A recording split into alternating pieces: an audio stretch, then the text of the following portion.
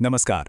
आज बात करेंगे एक ऐसी अफवाह की जो सालों से क्रिकेट की दुनिया में घूम रही है और हाल ही में एक नए खुलासे ने इसे फिर से आग दे दी है।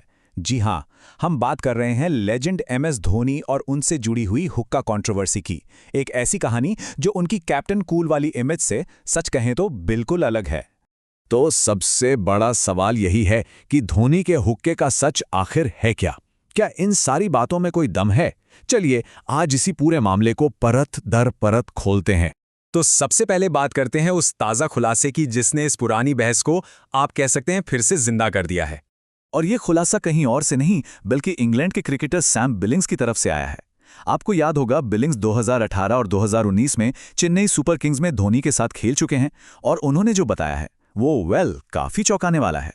तो सैम बिलिंग्स ने एक पॉडकास्ट में सीधा सीधा ये कहा कि उनके पास एक शीशा है और एक बंदा है जो खास उनके लिए वो शीशा मतलब हुक्का सेट करता है, और वो इस मामले में काफी पर्सनल है। अब सोचिए ये कितना बड़ा खुलासा था। बिलिंग्स ने आगे ये भी बताया कि धोनी का कमरा ना वो प्लेयर्स के लिए एक तरह का सोशल हब हुआ करता था। मतलब 24/7 खुला रहता था। मैच के बाद सब खिलाड़ी वहीं जमा होते, चिल करते, बातें करते।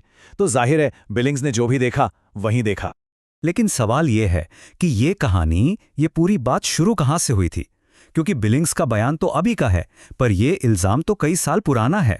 तो चलिए अब जरा फ्लैशबैक में चलते हैं और इस कहानी की जड़ तक पहुंचते हैं कि आखिर ये सारा विवाद पहली बार सामने आया कैसे। इस पूरी कहानी की जो नींव रखी थी वो थे पूर्व भारतीय क्रिकेटर इरफान पठान। उनका एक बयान था जिसने उस वक्त क्रिकेट जगत में आप कह सकते हैं भूचाल ला दिया था। अब जरा इस टाइमलाइन को समझिए, ये बहुत जरूरी है। इरफान ने ये इंटरव्यू असल में कोई 5 साल पहले दिया था, लेकिन कमाल की बात यह है कि इसकी एक क्लिप पिछले साल अचानक वायरल हो गई और बस सोशल मीडिया पर टीम सिलेक्शन और धोनी की कप्तानी को लेकर पुरानी सारी बहसें फिर से शुरू हो गई। और अब बिलिंग्स के इस नए बयान ने उस आग में घी का काम किया है। उस इंटरव्यू में इरफान पठान ने कथित तौर पे ये दावा किया था कि उनको टीम से ड्रॉप करने की एक वजह ये भी थी कि वो उन प्लेयर्स में से नहीं थे जो धोनी के कमरे में उनके लिए हुक्का तैयार करते। अब ये एक बहुत बहुत सीरियस इल्जाम था। तो अब हमारे पास दो चीजें हैं, एक पुराना संगीन इल्जाम और एक बिल्कुल नया खुलासा। सवाल यह है कि क्या इन दोनों के बीच कोई कनेक्शन है? अब देखिए, जब इन दोनों बयानों को साथ में रखकर देखते हैं तो एक बहुत ही इंटरेस्टिंग पिक्चर सामने आती है। एक तरफ इरफान का दावा था कि भाई धोनी को वो खिलाड़ी पसंद थे जो उनका हुक्का तैयार करते थे। दूसरी तरफ सैम बिलिंग्स का नया खुलासा है जो इस बात को कंफर्म करता है कि हाँ, धोनी के पास हुक्का सेट करने के लिए एक खास आदमी था। वजहें जो भी बताई गई हों, पर एक चीज तो कॉमन है ना कि धोनी के कमरे में हुक्का मौजूद था। और हाँ, ये कहानी सिर्फ इरफान और बिलिंग्स तक ही सीमित नहीं है। धोनी के पुराने रूममेट रहे आकाश चोपड़ा ने भी कभी कहा था कि ये एक फैक्ट हो सकता है कि धोनी हुक्का पीते हैं। हालांकि उन्होंने ये भी माना कि उन्होंने खुद कभी ऐसा देखा नहीं। और तो और क्रिकेटर मनोज तिवारी भी पहले धोनी पर इसी तरह के आरोप लगा चुके हैं।